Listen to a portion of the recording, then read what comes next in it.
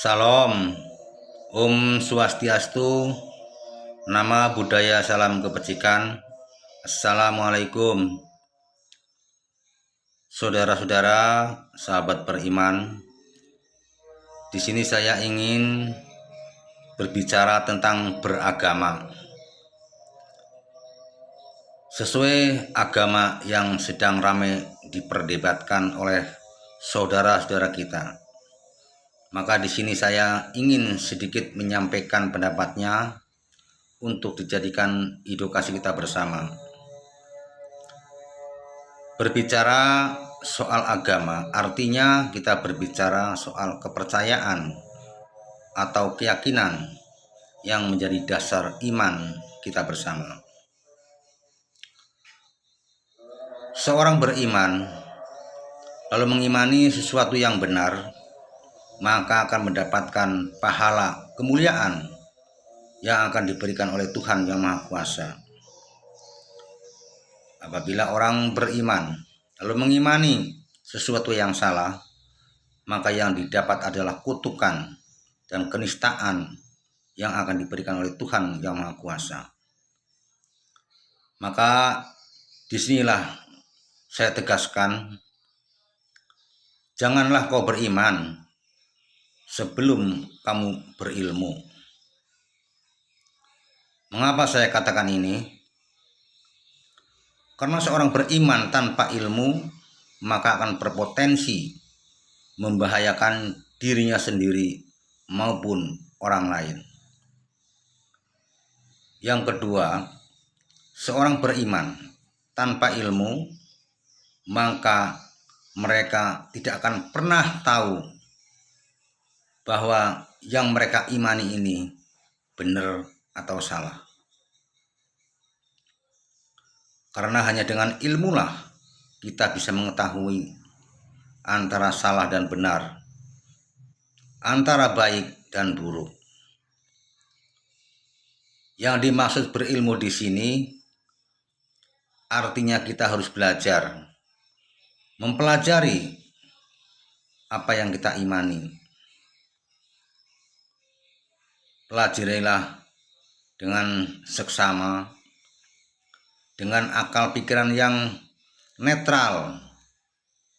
Jangan berpihak kepada agama manapun.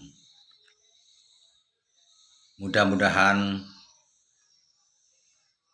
akan mendapatkan kebenaran yang sesungguhnya. Saudara-saudara saya beriman, sahabat yang beriman, di sini perlu saya katakan, perlu saya sampaikan mengapa agama Kristen terjadi kontradiksi. Dari dulu sampai sekarang tidak pernah menemukan kebenaran. Karena di dalam ajaran Kristen, kalau boleh saya umpamakan, ini seorang murid diberi konsep untuk membuat roti. Konsep yang diberikan oleh seorang guru, bahannya adalah terigu, gula, telur, bibit roti. Akan tetapi pengertian yang diterima oleh seorang murid yang dicatat di situ adalah daun jambu, daun kelor, daun kelapa, dan bibit roti. Maka dengan pengertian yang salah ini lalu dijadikan konsep, maka sampai kapanpun tidak akan pernah bisa membuktikan bahwa dengan konsep tersebut bisa menjadi roti. Walaupun dikerjakan oleh siapapun, tidak akan pernah bisa membuktikan bahwa dengan konsep tersebut bisa menjadi roti. Mengapa saya umpamakan seperti itu? Karena konsep dalam ajaran Kristen di sini sangat jelas. Mari kita simak bersama. Pada mulanya Allah bersama-sama Firman, Firman menjadi manusia. Inilah dengan konsep Firman menjadi manusia inilah, menurut saya ini kesalahan yang sangat fatal. Maka sampai kapanpun tidak akan pernah bisa menemukan kebenaran, walaupun ditafsirkan oleh seorang ahli tafsir sekalipun tidak akan bisa menemukan kebenaran yang sebenarnya.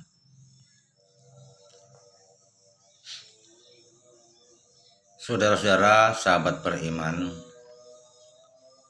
di sini kita sebagai manusia, kita semua diciptakan sebagai manusia yang diberi akal pikiran yang paling cerdas di muka bumi ini dibanding makhluk-makhluk lainnya. Maka di sini mari kita simak bersama. Di sini sekali lagi saya perlu sampaikan mengapa di dalam ajaran Kristen terjadi kontradiksi. Ini menurut saya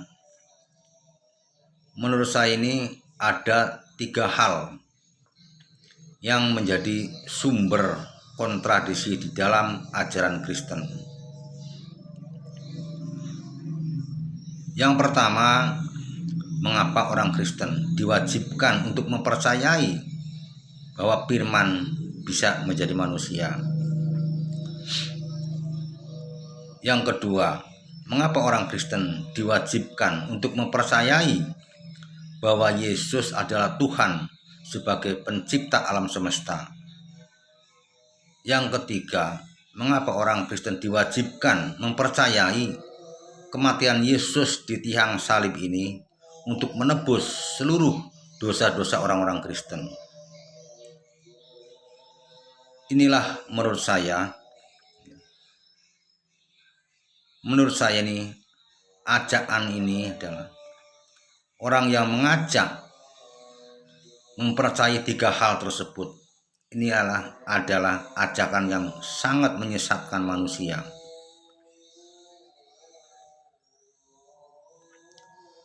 Karena ajaran-ajaran tersebut adalah ajaran yang sangat tidak berdasar. Terutama harus mempercayai bahwa Firman menjadi manusia. Sedangkan Firman adalah perkataan atau ucapan yang disampaikan oleh Tuhan kepada manusia.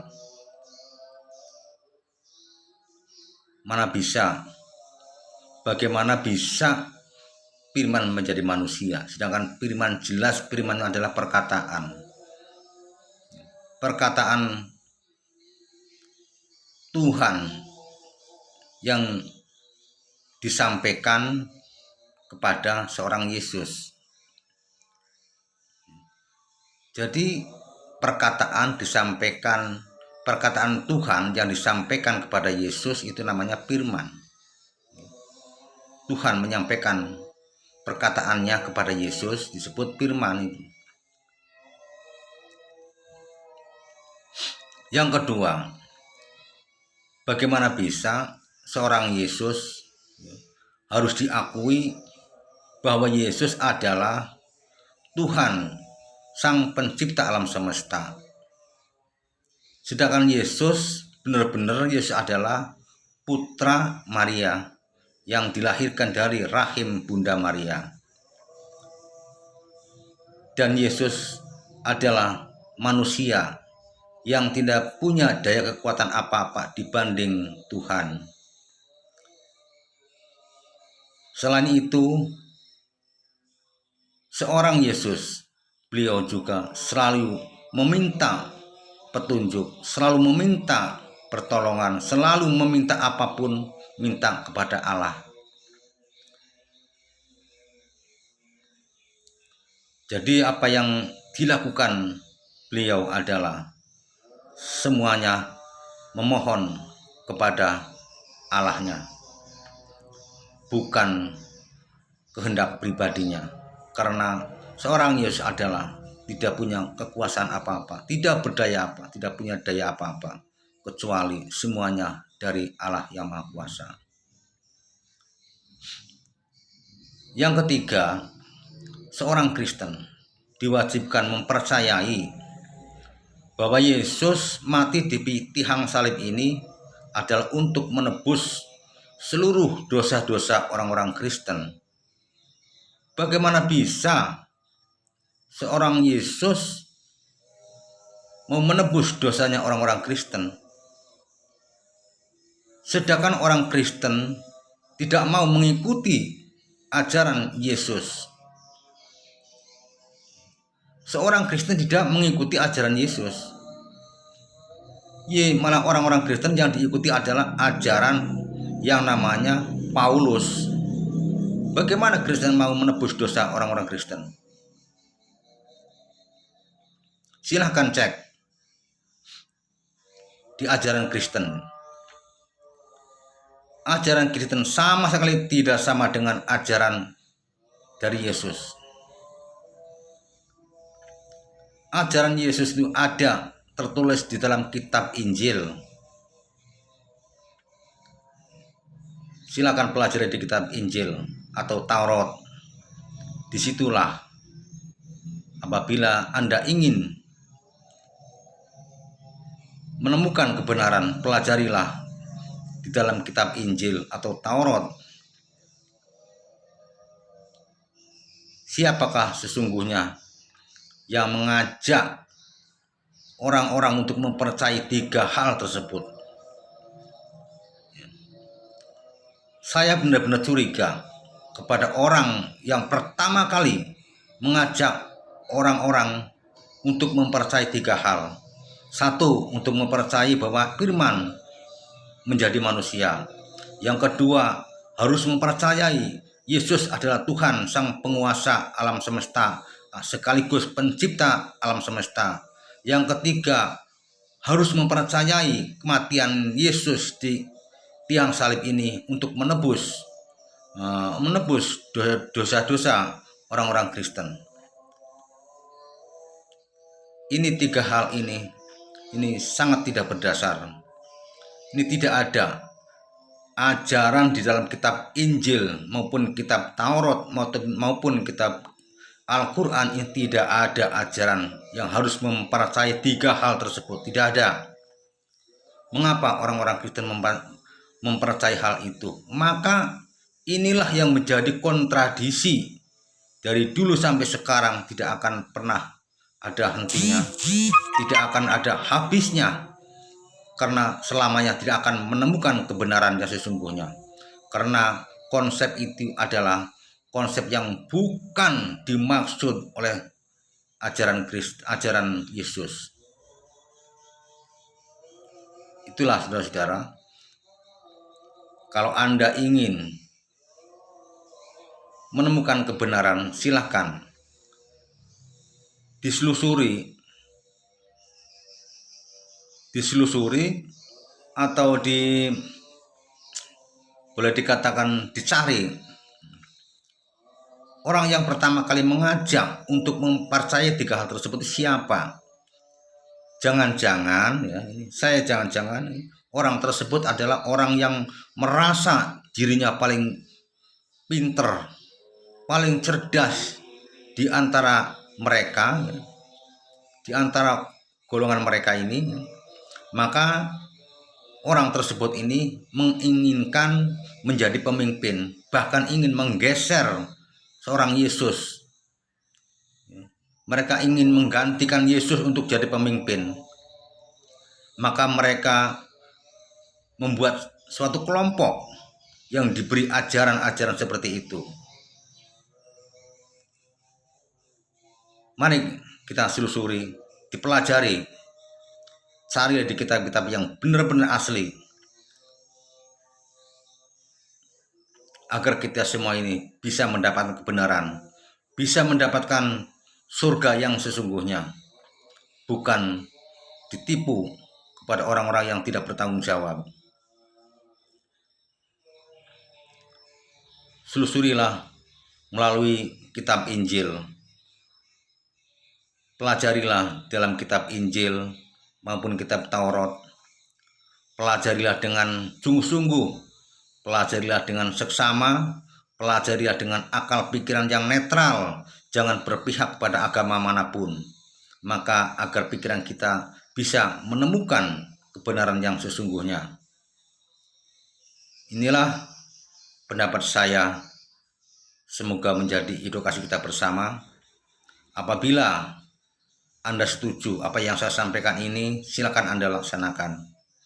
Apabila Anda tidak setuju apa yang saya sampaikan ini, silakan abaikan, tidak masalah. Akan tetapi biarlah yang saya sampaikan ini untuk menjadikan edukasi bagi orang-orang yang ingin menemukan kebenaran yang sesungguhnya. Sekian dari saya. Assalamualaikum warahmatullahi wabarakatuh. Salam.